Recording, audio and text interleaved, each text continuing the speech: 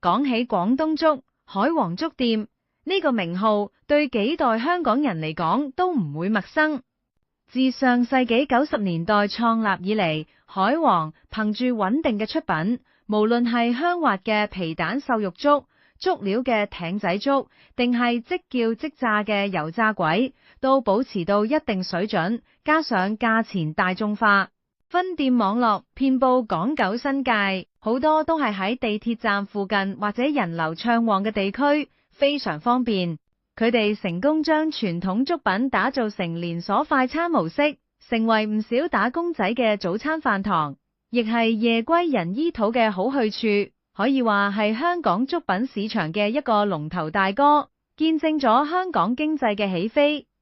但係隨住時代變遷，呢位粥品龍頭亦開始感受到前所未有嘅壓力。首先，經營成本，尤其係租金同人工，就好似無形嘅枷鎖咁，越箍越緊。香港嘅鋪租冠絕全球，即使係連鎖店喺續租時，都經常面臨大幅加租嘅情況，令利潤空間不斷被蠶食。食材價格亦都持續上漲，要維持以往嘅份量同質素，成本壓力就更大。與此同時，香港餐飲市場嘅競爭環境亦越嚟越惡劣。一方面，各式各樣嘅新派食肆、特色小店好似雨後春筍咁出現，由日韓台菜到東南亞美食，選擇極之豐富，大大分薄咗傳統食肆嘅客源。另一方面，外賣平台嘅興起，雖然提供咗額外嘅銷售渠道，但高昂嘅佣金亦進一步削弱咗餐廳嘅盈利能力。更重要嘅係，消費者嘅口味同習慣亦不斷改變，年輕一代可能覺得傳統粥品變化唔大，吸引力不及新潮菜式，而老一輩嘅顧客群則可能因為健康考慮而減少外出用膳。面對呢一啲多重夾擊，海皇粥店等傳統粥店開始顯得有啲力不從心。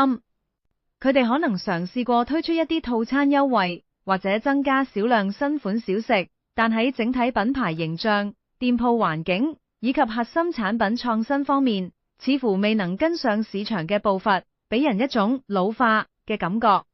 當成本不斷上升，客源又未能有效擴展，部分分店可能因為長期虧損而需要結業，整體嘅經營就陷入咗一個困局。究其根本，海皇粥店等老字號所面臨嘅困境，除咗外部環境嘅巨大壓力之外，內部對市場變化嘅應對速度較慢，品牌創新動力不足，以及過於依賴傳統經營模式，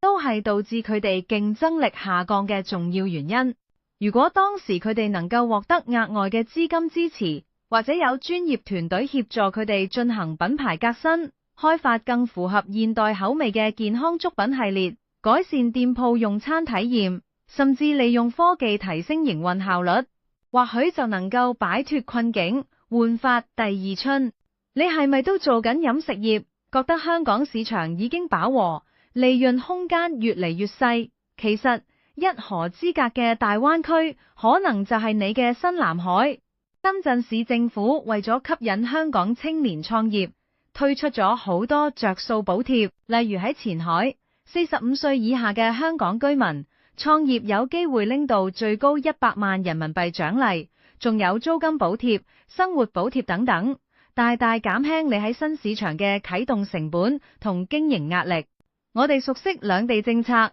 可以幫你一站式申請深圳嘅創業補貼，甚至配合埋香港政府嘅大灣區青年創業資助計劃同 BUD 內地計劃，務求幫你拎盡着數，喺競爭相對較細、市場更廣闊嘅大灣區，輕鬆發展你嘅餐飲王國。想將你嘅美食帶到大灣區，避開本地市場嘅紅海競爭，即刻搵我哋傾下啦！餐飲新出路，大灣區起動。